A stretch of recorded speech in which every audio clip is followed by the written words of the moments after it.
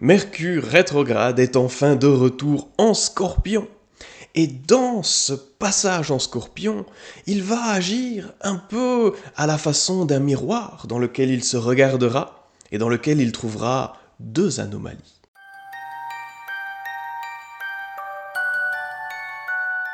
Je suis Lucas, astrologue et chercheur. Aujourd'hui, penchons-nous sur le transit de Mercure en Scorpion.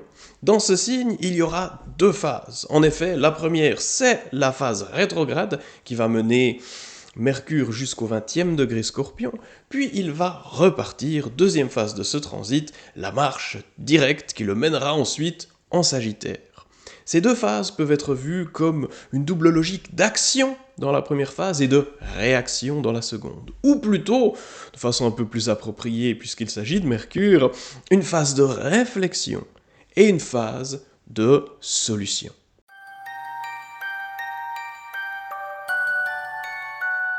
Dans la première partie de ce transit, Mercure donc recule et va former des liens avec différentes planètes autour du zodiaque. Et c'est justement cette logique-là qui donne naissance à cette idée de miroir dans lequel Mercure se regarde, puisque les planètes qu'il va rencontrer en reculant dans le zodiaque, eh bien il va les retrouver lorsqu'il repartira en mouvement direct.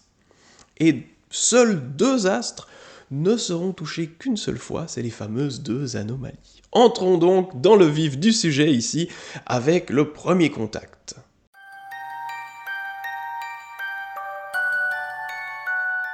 Le 19 novembre, Mercure se trouve en face d'Uranus et en même temps en harmonie de Neptune. C'est une journée importante pour envisager des changements à mettre en place et essayer de voir comment on peut, grâce à cela, suivre une nouvelle voie. C'est aussi bien évidemment une journée qui permet d'approfondir l'impact de certains changements qui sont peut-être produits récemment dans nos vies.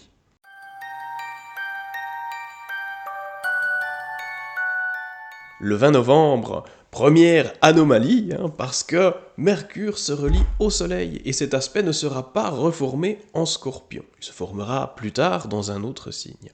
C'est un moment de soi-conscience important. Les changements, c'est bien, c'est important parfois, mais qu'est-ce que cela implique pour vous? Qu'est-ce que cela cherche à vous apporter? Quel est votre positionnement par rapport à tout cela? Cette journée du 20 novembre est très intéressante parce qu'elle a pu amener une compréhension de où vous vous situez réellement dans la situation que vous traversez.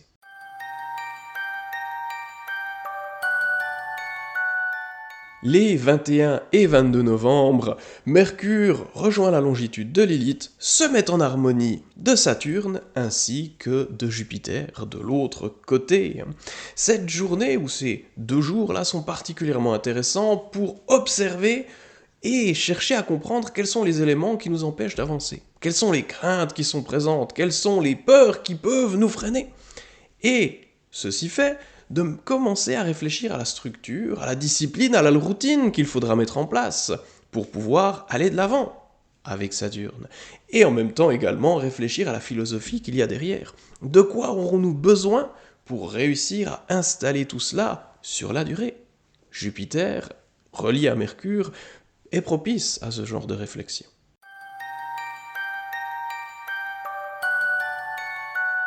Le 25 novembre, Mercure rejoint la longitude de Vénus, et c'est la deuxième anomalie, entre guillemets, puisque cet aspect ne sera pas retrouvé lorsque Mercure repart en mode direct.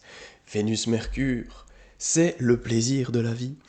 C'est penser à ce qui vous plaît, c'est l'amour finalement. Sans plaisir, sans amour, sans valeur, la vie n'est pas entière. Et donc c'est une journée particulièrement importante pour définir quel est le plaisir que vous trouvez dans ce que vous vivez, dans ce que vous cherchez à mettre en place. Se connecter à ces valeurs et à ce plaisir que l'on cherche au travers de ce que l'on fait est important, voire même primordial pour se positionner dans ce transit de Mercure.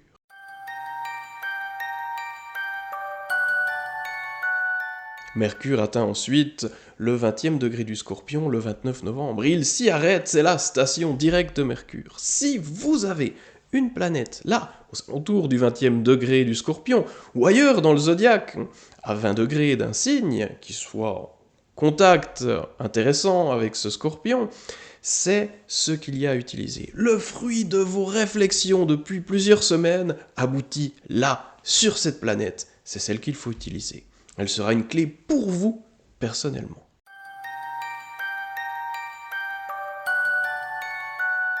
Dans la seconde partie de ce transit, Mercure repart donc pour aller jusqu'à la fin du signe du Scorpion. Et là, il va retrouver les différents astres qu'il a touchés en reculant dans ce signe. Il va donc, le 6 décembre, se mettre en harmonie de Jupiter. Nous trouvons alors des solutions sur l'approche qui est la plus juste pour nous, la philosophie qu'il faut mettre en place pour avancer. Le 7 décembre, c'est Saturne qui se connecte harmonieusement à Mercure. Nous pouvons trouver une solution pour rectifier, si nécessaire, notre routine, ajouter de la discipline, mettre les choses en ordre, les idées, Mercure en ordre, Saturne.